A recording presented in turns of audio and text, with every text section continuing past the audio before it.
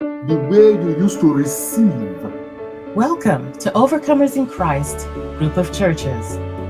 OCGC is a full gospel, non denominational, and multinational church that is globally growing for Christ. We are located in New York, New Jersey, Pennsylvania, and Nigeria. OCGC is committed to building disciples, delivering and healing the oppressed, and your personal salvation. Come one, come all.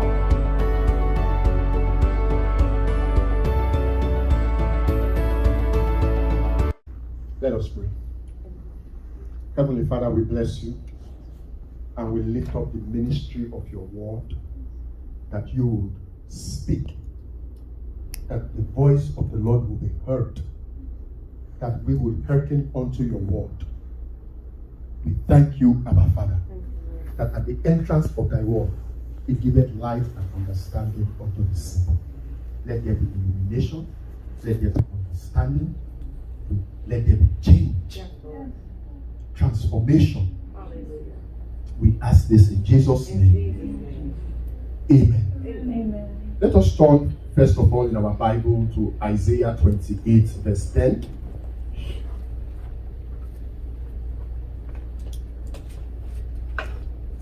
Isaiah 28, verse 10. When you have it, say amen.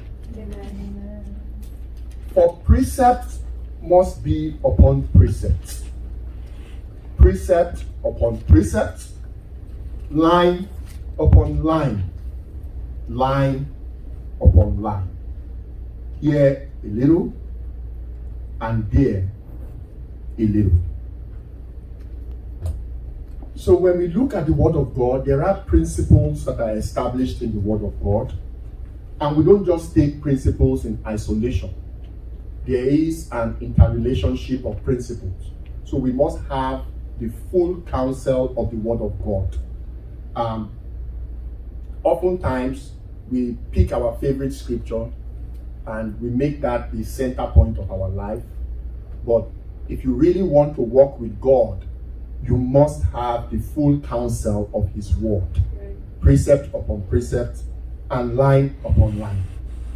In Psalm 37, where we just read, there is familiar scripture there, which is found in verse 4. And Psalm 37 verse 4 reads, "Delight thyself also in the Lord, and He shall give thee the desires of thine heart." Delight thyself also in the Lord, and He shall give thee the desires of thine heart. Now, this is a psalm that is written by David.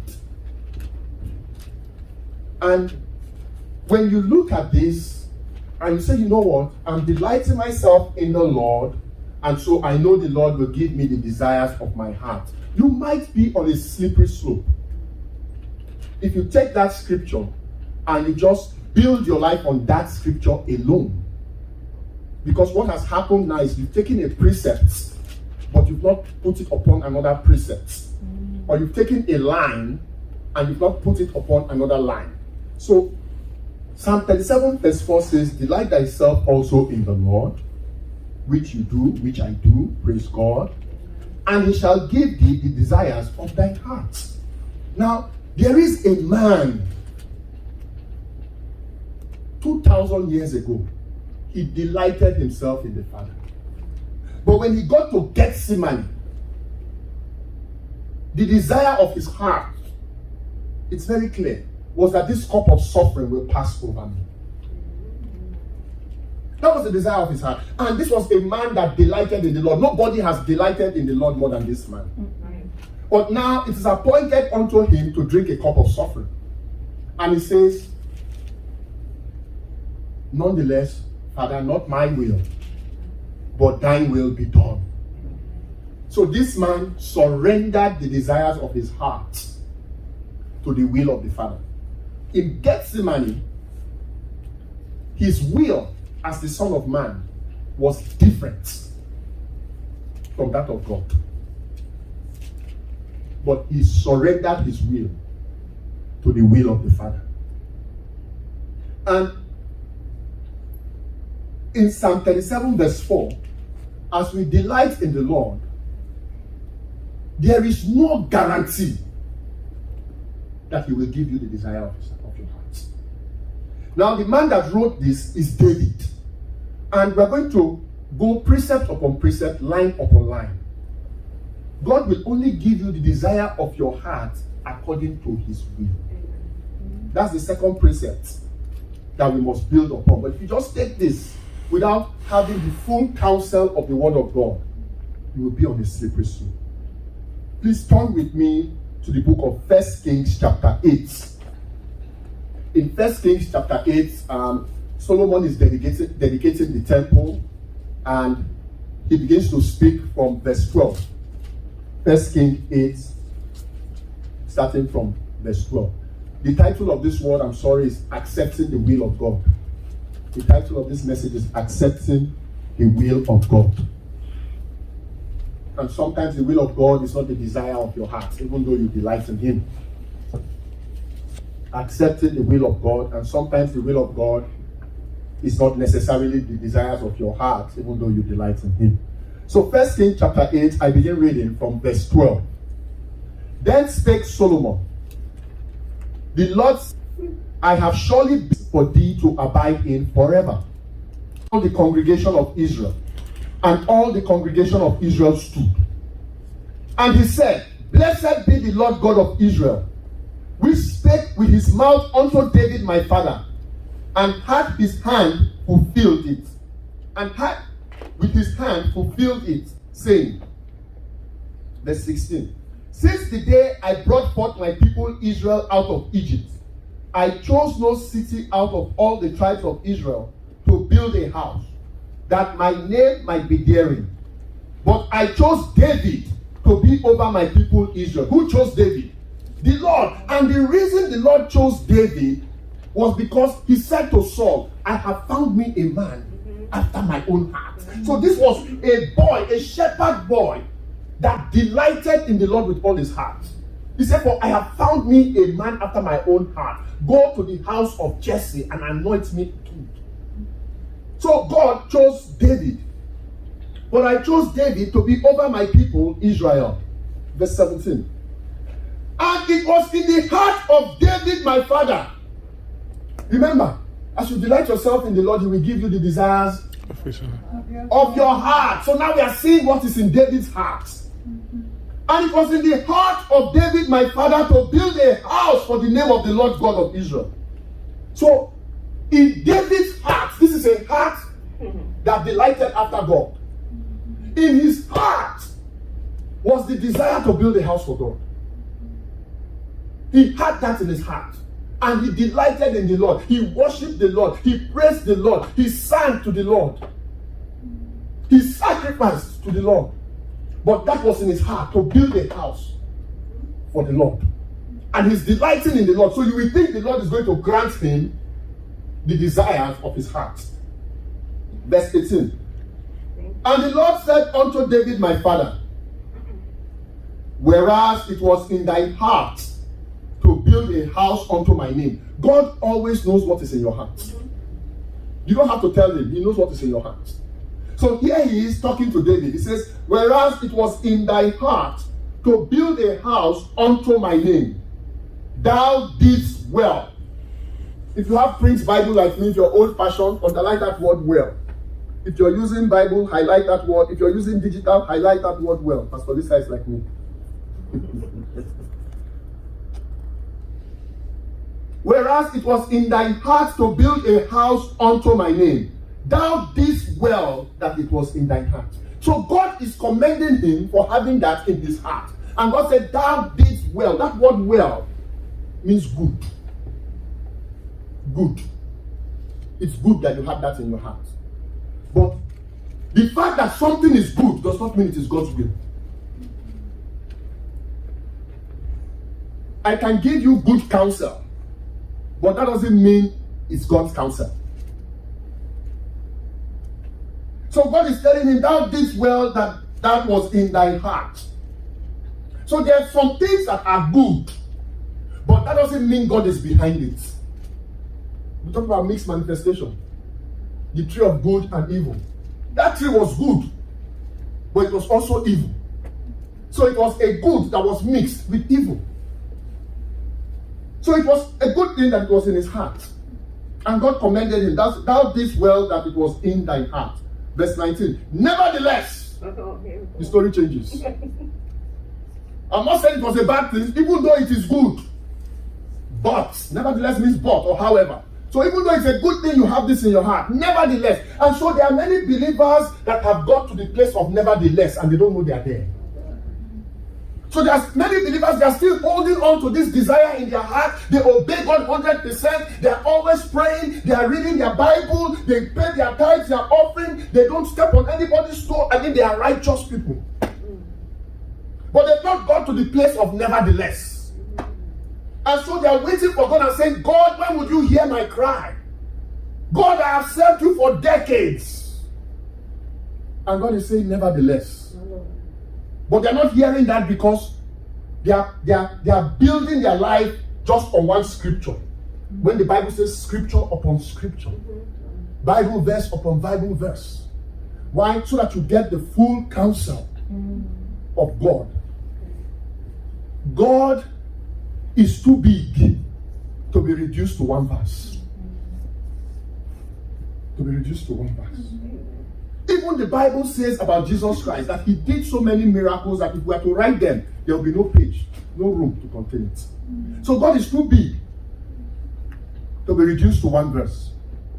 Nevertheless, that thou shalt not build the house. But Lord, is in my heart, and I have a heart that is after your own heart. God said, I know good things are in your heart, but nevertheless, that good thing shall not manifest through you. Because I've chosen another to manifest that good thing. So I've chosen to give that other thing to somebody else. I am the Lord, I am sovereign, and you have to trust me that I know what is best for you. Nevertheless, thou shalt not build the house, but thy son that shall come forth out of thy loins, he shall build the house unto my name. And the Lord had performed his word that he spake. And I am risen up in the room of David my father, and sit on the throne of Israel as the Lord promised. To build the house was in David's heart. It wasn't in Solomon's heart. It wasn't in Solomon's heart. In fact, if you read precept upon precept, line upon line, David had to call Solomon and begin to instruct him that you're going to build a temple for my God. You're going to do this, you're going to do that. This is how you will build the temple. This is what the Lord told you. It wasn't in Solomon's heart. And that tells you that there are times God will give you blessings that are not even the desires of your heart. There are times God will just bless you regardless of who you are or what you've done. You can see somebody as bad as Cain, and God will bless that person. And you might see someone as righteous as Abel. God will still bless that person. But if you're looking with human eyes, you might think that Cain is more blessed than Abel. But with the eyes of God, God knows better. Verse 21. And I have set there a place for the ark, wherein is the covenant of the Lord, which he made with our fathers when he brought them out of the land of Egypt.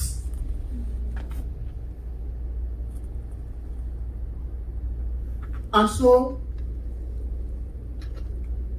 the church of God, the body of Christ, has entered into this era, which is called the era of faith. You know, and we have these faith teachers that say, name it and claim it. You cannot name something to claim it if God has not given it to you. You follow me? And so you have Christians claiming all kinds of things that never ever enter into their bank account. In other words, it never manifests. So they are naming, they are claiming, but nothing is manifesting. The only thing that is manifesting is the bank account of that man of God is growing fatter. So So the body of Christ is now in an era where we are using our faith to push the desires of our heart, which is okay. That's what faith does. Faith is the substance of things hoped for.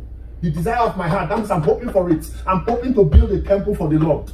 Not so, that was the desire of his heart. And he had the faith that he will build that temple of the Lord, but God said, no. Your faith will only take you this far. My will shall be done. And you see Jesus, the disciples say to him, Lord, teach us how to pray. And he begins to teach them. He says, Our Father which art in heaven, hallowed be thy name.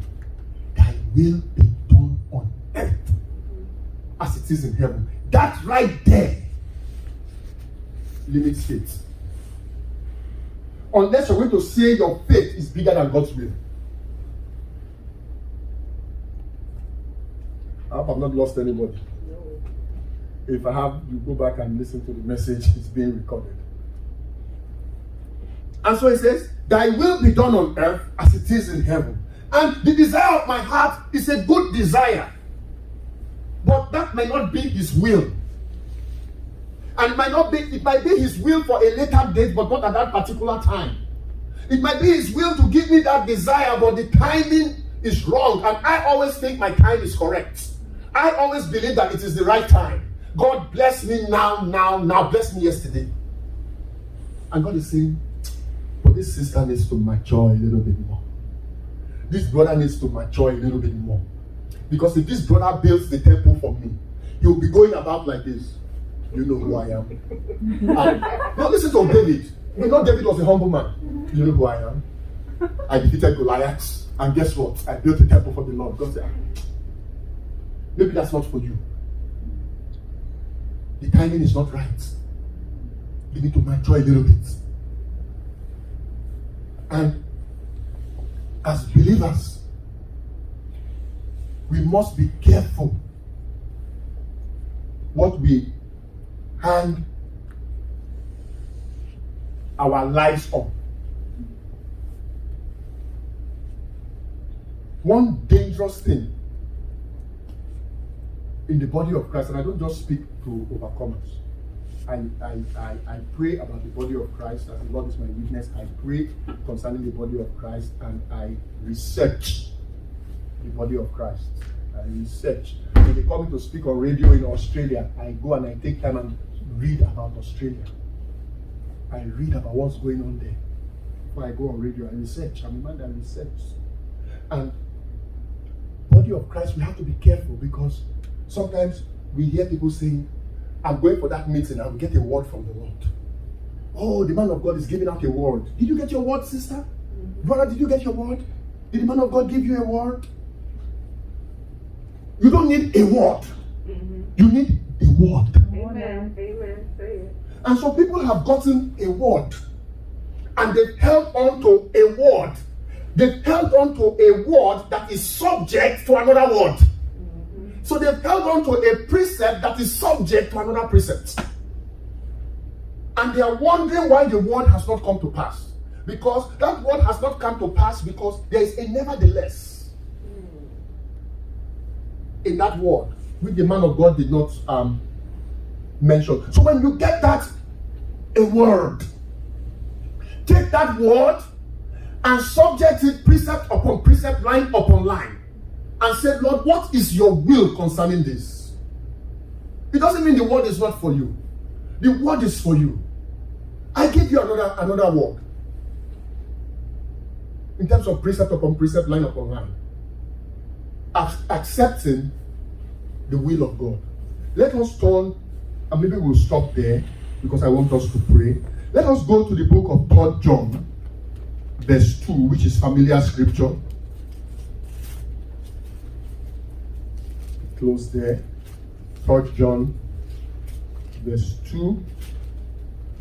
Beloved, I wish above all things that thou mayest prosper and be in health, even as thy soul prospereth, accepting God's will.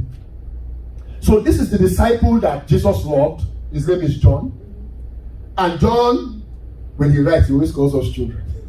You know, every time John is writing, he says children. So he's writing to the children. And he says, I wish above all things. Here he's writing to Gaius the elder. But he says, I wish above all things that thou mayest prosper and be in health, even as thy soul prospereth. So we take this scripture and we claim it. And rightly so, I have claimed this scripture. Because I want to prosper and be in good health, don't you? Yes, I want to prosper and be in good health. And we find out at times there are people that God loves and they are not in good health.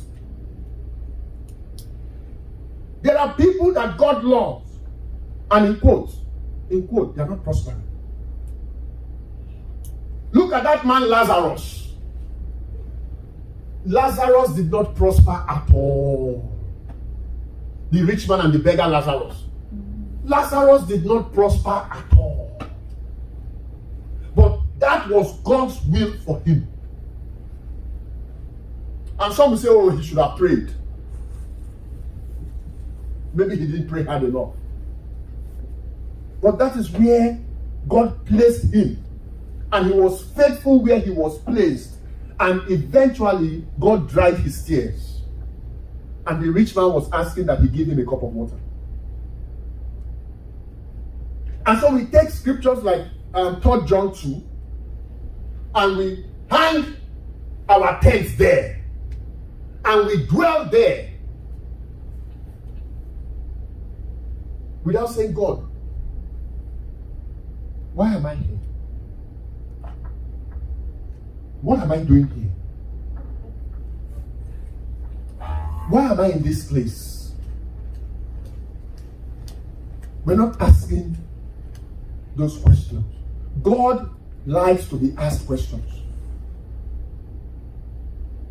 He says, and I will answer you. He likes to be asked questions. Ask him and say, God, why am I in this mess? Why would you allow me to be in this mess? And God will begin to speak to you. You say, God, this is not the word I received, the desire of my heart. You know something about every human being's desire of his heart? I've never met a human being whose desire of his heart is to be in a mess. Oh, I just wish I would be in a mess today. Oh, I love being in a mess. You don't see human beings talk like that, do you? So, generally speaking, there might be exceptions. I haven't got to that level of anointing. There might be exceptions where people say that. But generally speaking, human beings don't go about saying, oh, I wish I would be in a mess today. That's not the desire of our heart. Because the desire of our heart is, we know the plans he has for us, they are good and not of evil, to give us a hope and a future, to bring us to an expected end. Not so. Amen. So nobody has the desire of the heart to be sick and not to prosper. But there are saints that are in tough places. There are saints that are being persecuted and so don't have access to health care. And they're in a mess. And they're saying, God, but your word says, by the stripes of Jesus I am healed. And on the desires of their heart, if care is not taken, they get frustrated. And when they get frustrated, they abandon the faith. And the reason they're abandoning the faith is because they hung their tents on one verse. And that is why the disciples went to Jesus and said, Lord, who sinned, this man or his parents? Jesus said, none of them sinned. The man did sin. His parents did sin. This sickness is so that the Son of Man will be glorified. That was the reason for that sickness. So every mess has a reason. Or in the church, you know the saying, they say every mess has a message. So every mess has a reason. And you must know the reason for your mess. But if you're going to take the desire of your heart to interpret your mess, you will get frustrated. Can you imagine David taking the desire of his heart to build a temple for the Lord? And then God comes to him and says, no, you won't build that temple. If you are a person that is so overridden by desire, you know that some people, when they have a desire in their heart, they are obsessed with that desire. So if you are a person that is so obsessed, so overridden by desire, When the Lord comes to you and says, nevertheless, you will be devastated. But if you're somebody that walks in the Spirit, you say, Lord, I surrender that desire of my heart. After all, not my will, not my desire, but thine desire be done. And until we come to the place where we accept God's will, the title of this message is Accepting God's Will. Until we come to the place where we accept God's will, that's not a place of weakness, you know. That's not a place of weakness. And it's not a place of unbelief. It doesn't mean you don't have faith. It just means you've heard from the Father and you know what his position is. And when we come to the place where we accept God's will, we come to the place of peace and rest. Peace and rest. If we don't accept his will and we keep exercising faith, that is great. Faith is great. But you will find yourself fighting a battle you cannot win. The devil won't win, but neither will you. It will just be a long, drawn-out stalemate. And so as believers, we have to go to that place where we seek the face of God once more. Bible tells us in Hebrews 11:6 that he's a rewarder of those that diligently seek him. And part of the reward is he will tell you the nevertheless, so you don't waste your time. Because if you don't hear that nevertheless, you'll be wasting your time on a desire that will never come to manifestation. Accepting the will of God. Paul was a man of faith. Apostle Paul. That man had faith too. Not so. That was a man of faith. And 3 times he went to God and said, this thorn in my flesh is against the desire of my heart. In fact, Paul is saying to God, the desire of my heart is that you will remove this thorn in my flesh. And as I delight myself in you, O God, because I am the great Apostle Paul, I delight myself in the Lord. Lord, as I delight myself in you, you promise to give me the desire of my heart. And the desire of my heart right now is that this thorn in my flesh be removed. Because it's a thorn. Nobody wants a thorn in his flesh. And that was the desire of his heart. And he went to God with that desire 3 times. In other words, he had faith, he had belief that God can take away this thorn. And so he went to God 3 times. And we know the story. At the 3rd time, God says to him, my strength is made perfect in weakness. My grace is sufficient for you. Did Paul get the desire of his heart? No.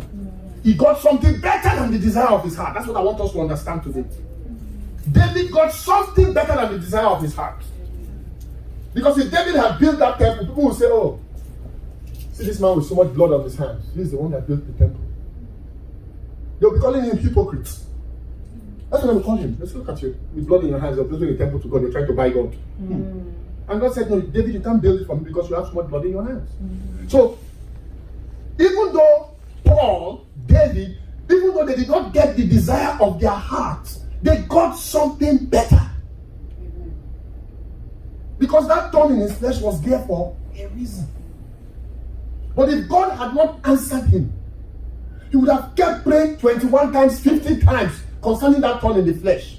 And instead of dealing with Satan on the battlefront, he will direct his prayers to the thorn in his flesh.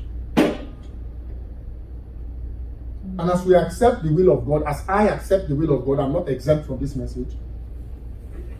We enter into a better place of peace, of rest, of acceptance. There is the serenity prayer. There are some things that we cannot change. And you just have to ask God for the grace to accept those things that cannot be changed. Because his will is in operation at that point. Let us pray. Father, we thank you. Our prayer is that what you have spoken today will give us wisdom. That we would receive understanding of these things. Lord, that we would be like the wise man that built his house upon the rock, not a rock, not one rock. He built it upon the rock, the entire counsel of the Word of God. Father, that our lives will be built similarly. We thank you, Abba Father. We thank you, O God, that even as we delight ourselves in you, Lord, you have promised us in your word that you will give us the desires of our heart according to your will. The desires of our heart according to thy will. Let your will, your sovereign will, your supremacy be accomplished in our life. Lord, we even surrender the desires of our heart to thy will. And we say, let thy will, not our will, but let thy will be done. Lord, we lay our lives before you. We lay it down before you today. We surrender. We thank you, Abba Father, for we know that indeed great is thy faithfulness. And so we present even our bodies, our vessels, as a living sacrifice unto you. For this is our reasonable act of service, our spiritual act of worship. That, Lord God, that we will conform no longer to the patterns of this world. That we will not conform to the pattern of religion. We will not conform to the pattern of religiosity that says, oh, name it and claim it, without checking the entire counsel of your word. But that rather, oh God, we will be transformed by the renewing of our mind, that our mind will be renewed as we condition it upon the entire word of God. We thank you, Abba Father. Lord, let it be so. We ask in Jesus' name.